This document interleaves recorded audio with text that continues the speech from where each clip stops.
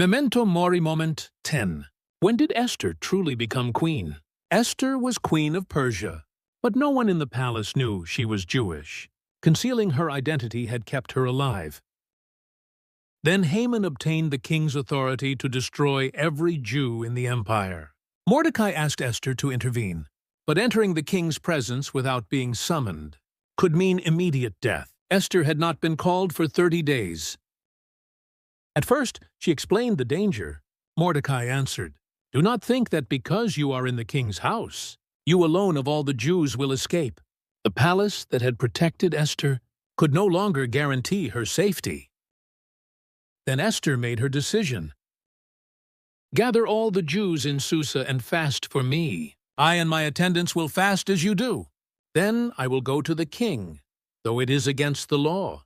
And if I perish, I perish." That was Esther's memento mori moment.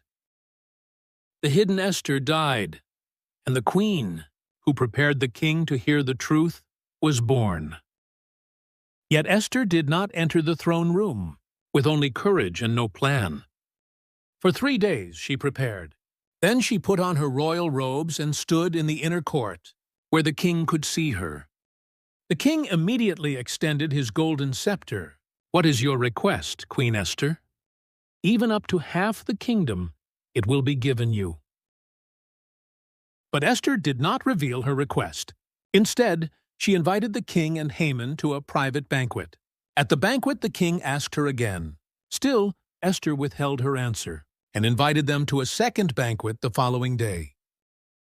Her delay was not weakness.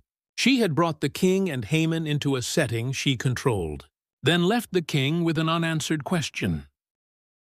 Why had the queen risked her life to approach me? Why had she also invited Haman? And why was she still afraid to speak? That night, the king could not sleep.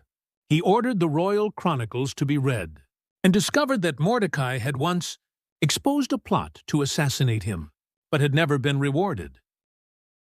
Early the next morning, Haman entered the court to ask permission to execute that very Mordecai.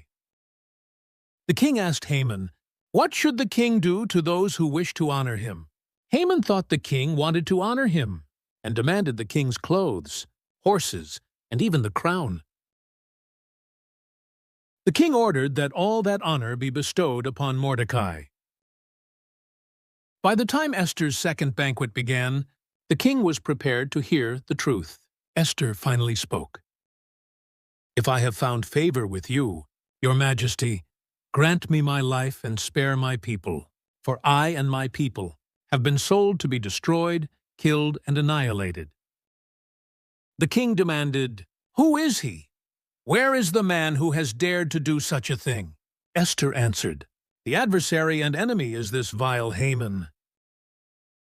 Esther did not merely tell the truth. She prepared the place, the timing, and the hearer of that truth. The Bible does not explicitly say that Esther deliberately caused the king's sleepless night or made him suspect Haman before the second banquet.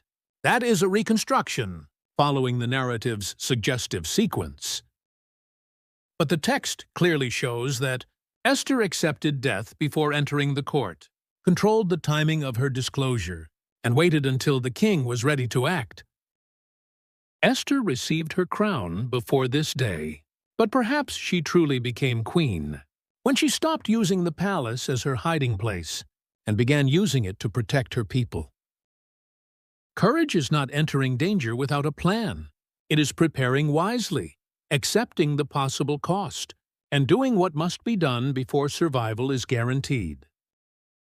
"If I perish, I perish." Was that Esther's surrender to death? Or was it the moment fear of death lost its power over her life?